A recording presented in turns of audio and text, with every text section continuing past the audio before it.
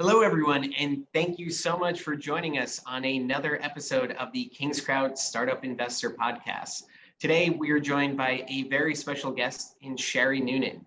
Shari is the co-founder and CEO of Rialto Markets, which is one of the newest marketplaces enabling regulation crowdfunding, regulation A+, and better yet, secondary sales of private securities. So I am super excited to have this conversation. They're doing some really wonderful stuff. We've gotten to know them over the past few months, and I think you'll learn a lot in this episode. So Shari, thank you so much for joining us today. Well, Chris, thanks so much for having me. I'm excited to be here. Absolutely. So Shari, for those who don't know, we'd love to just get a little bit of background on yourself, where you came from, and why you decided to build Rialto Markets. Absolutely. So I started my career in electronic trading, actually, in the 90s. So right when equities was moving from voice to electronic, I was at a firm called Instinet, which was one of the first ECNs or electronic communications networks. And from there, it really was very fortunate to be able to live through that explosion or shift in terms of trading. And it wasn't a foregone conclusion at that point in the mid 90s, late 90s. Post that, I went to Goldman Sachs. So, in the early 2000s, all of the brokers were buying, their electronic trading franchises to be able to implement or integrate it into their overall franchise. And so I went to Goldman Sachs and helped with the integration of their acquisition of Spear Leeds and Kellogg, the electronic trading unit of that, into the Goldman franchise. Spent some time on the trading desk there, as well as a few other roles, and then went to Deutsche Bank in 2016, where I was the global COO for global electronic trading, became the COO for global equity derivatives and global equity trading. And it was in 2016 when I left Deutsche Bank and started Rialto Markets with two co-founders. So that's kind of the journey. And we really were looking for markets with, friction in them. And, at the time, 2016, equities was a very mature market and it had a lot of the kinks worked out. So we very quickly found private markets. And that's how we got here. That is really, really cool. Kind of neat to have someone who's been through many of the transformational moments in the equities markets now saying, oh my God, the same thing is happening here in the private equity sphere. So talk to us a little bit about the design of Rialto Markets and what kind of differentiates you and sets you apart from kind of the other players that are out there right now. Absolutely. Well, I'll first start off by saying, it's a very young market and ecosystem, which to me is very exciting. I really see it as the early 90s, mid 90s corollary to equity, the equities trading. And so a lot of the folks that are in this marketplace, first generation, second generation offerings, I think everyone's bringing something to the market, and we're all trying to build a really vibrant ecosystem that is, trusted and sustainable. That's the main, I think everyone's looking to bring that. In terms of how Rialto Markets is different, we offer two major lines of business for issuers. The first is we assist issuers with their primary raise across all the different, versions of private markets, or the exemptions, so Reg CF, Regulation A, even Regulation D. And the way in which we do that is how we're slightly different. We'll actually work with the issuer to be able to give them a white labeled experience. So it's not within the confines of a portal, but it's on the issuer's own website. And so, as they're engaging their fan base, as they're messaging out to the market, all of that information comes back to their website, and they can capture that and then analyze that as they would like to. So that's the major way in which we're different on the primary capital raise side. What we do is we, basically do, you can think of it almost as like operational. We manage all of the know your customer, anti-money laundering, checks on the back end, reaching out to investors. We're almost like an investor relations arm. We will not sell the company. We will not, call and push the company, but we will call investors and, help them complete their investment, help them with any technical issues that they might have, or refer them to management should that be warranted. So that's really, the role that we play in the primary markets. We also have relationships with investment banks. We are not an investment bank, but should an issuer, as we've seen since March, especially issuers looking to do larger raises, we will introduce them to our Federation of Investment Banks that we work with to assist with some of those institutional checks and running a process that's more institutional in nature, especially for raises that are 50 million, 75 million. So that's really the ways in the primary market that we work with issuers. In the secondary market, which I'm very excited about, we then work with issuers to help them monetize those investments to, so give their employees, give their shareholders that have been with them for a very long time the opportunity to actually monetize that investment. And we have all of the payment rails. We connect directly into the retail investor, so it's retail to retail. It's not you don't have to send it to a broker dealer and deal with any issues around that. So that's what we're very excited about, and I would say it's still very early innings in this space, but we've got some really interesting partnerships.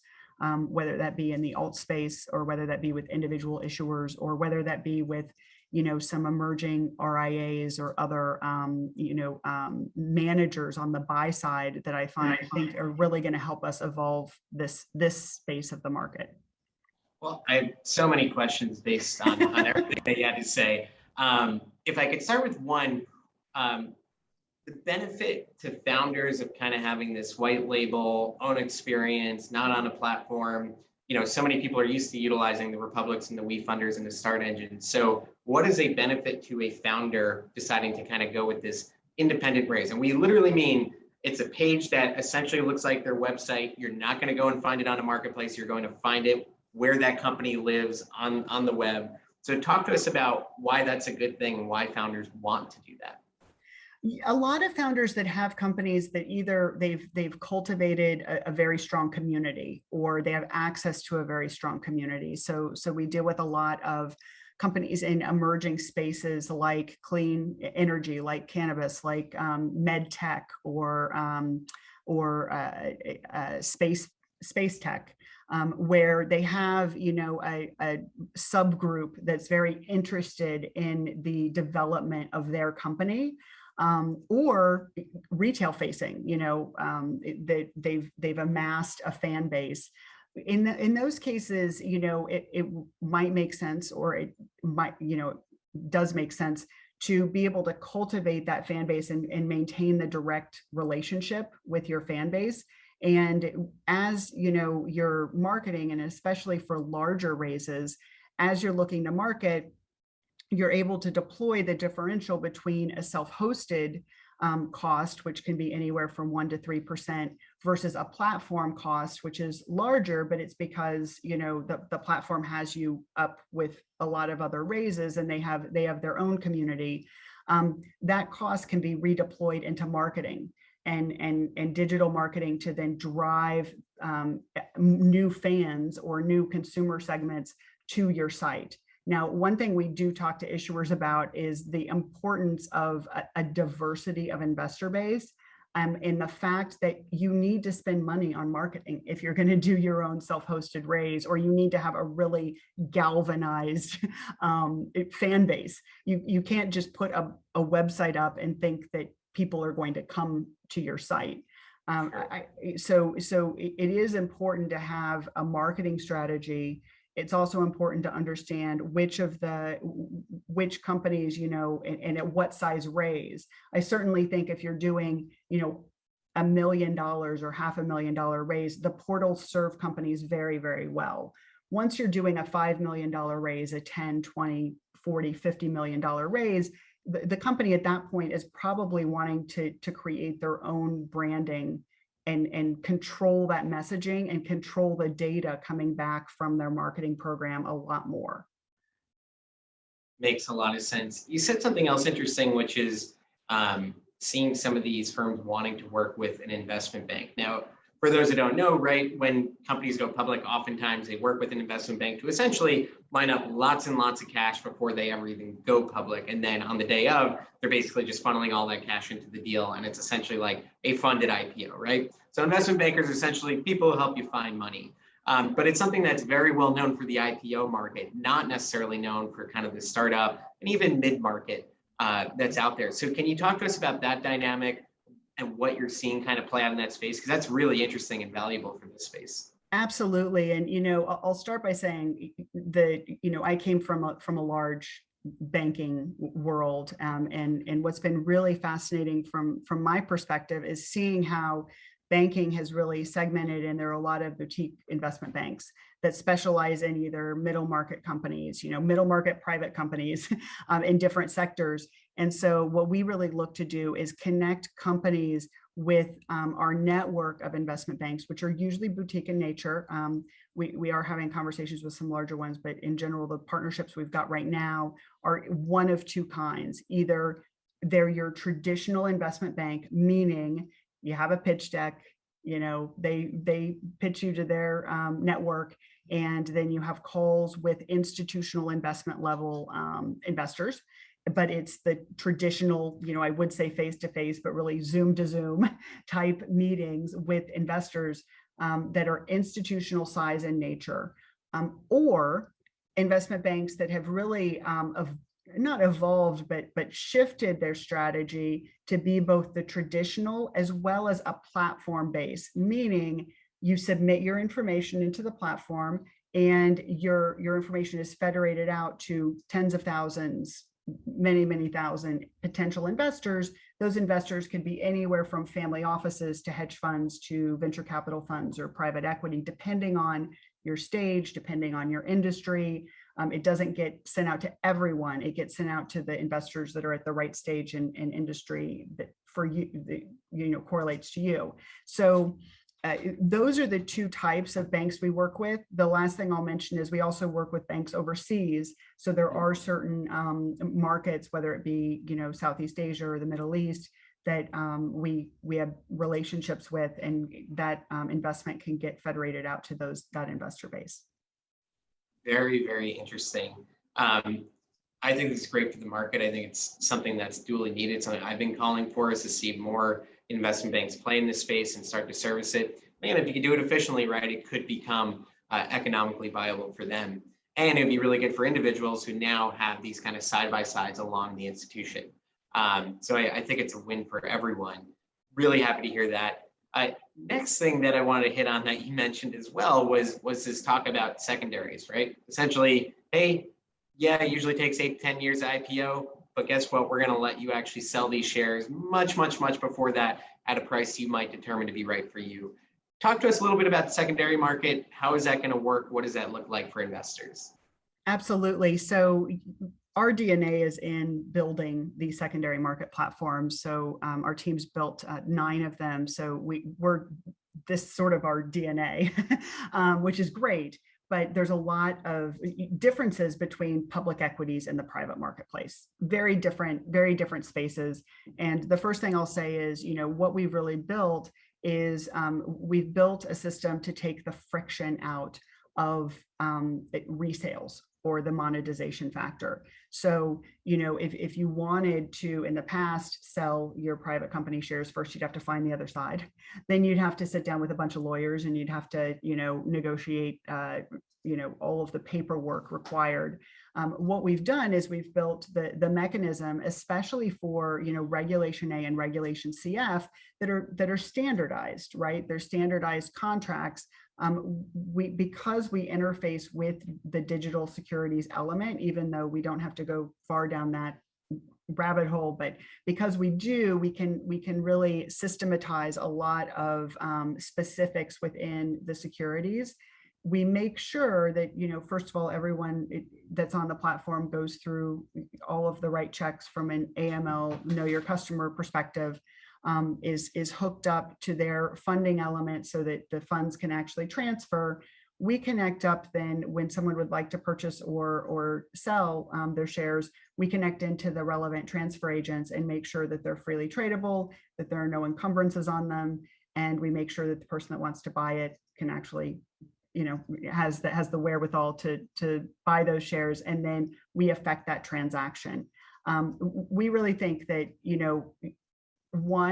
that there are two different types of markets here that work really well. One are the retail investors who are just looking to sell, 100 shares. They need to, get their car fixed or something. They've got an immediate monetary need, but it's not a large trade size.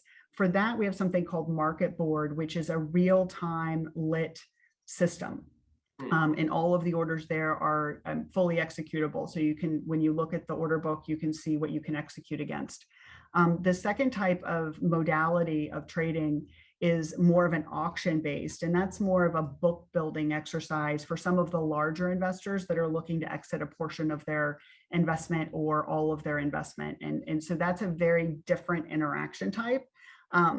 But, overall, what we're really trying to accomplish is we're trying to accomplish, less friction in the secondary market, freeing up, both allowing the monetization, which for an issuer helps with employees that, might need funds for something, helps with, finding new investors from other locations that they might otherwise not have been able to get to in their primary capital raise, and also helps them in the primary capital raise, tell their investors, you have an ability to get out. You don't have to wait until there's an event. So thereby relieving the stress from that perspective. From an investor perspective, it really allows you to build a much more diversified portfolio and then manage that portfolio more actively than you could otherwise.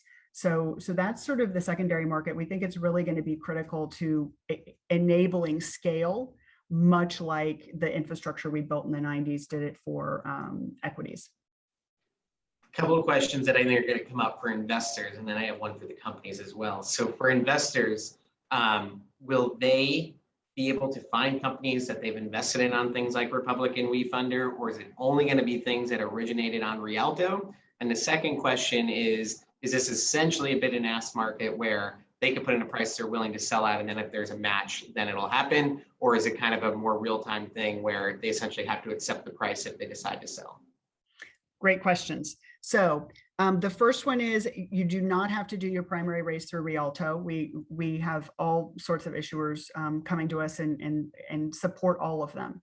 And we're excited to have as many issuers who want to come to us to offer this capability. The second is, in terms of the way that the market works, it really is a lit, meaning the orders are displayed.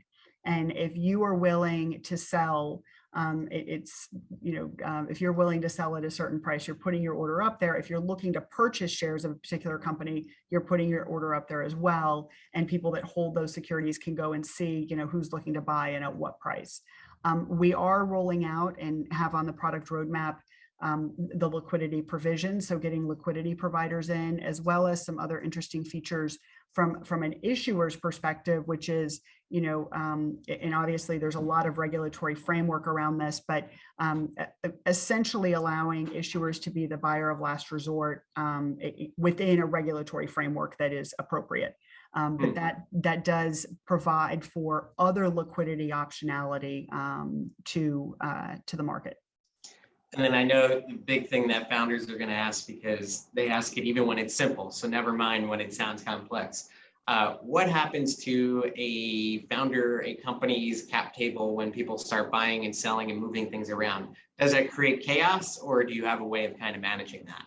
I love that question because it's so easy. So we are connected. We're connected to all of the transfer agents that hold these cap tables.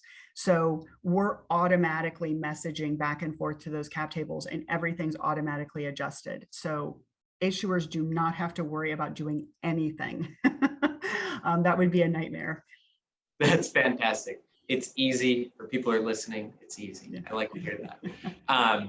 Well, listen, I think what you're building is absolutely fantastic. I am so excited to see you guys continue to build Rialto markets. I think you've come a long, long way, and what you're building is so, so needed in our market. So thank you for what you're doing. For those who want to utilize Rialto Markets, where should they go? What's kind of the first step they can take if they want to get involved? Absolutely. So you can go to rialtomarkets.com. We've got a contact form there and you can learn more about us, or you can always reach out to me directly. So Shari at rialtomarkets.com. Outstanding. Well, Shari, thank you so much for the time today. This has been extremely informative.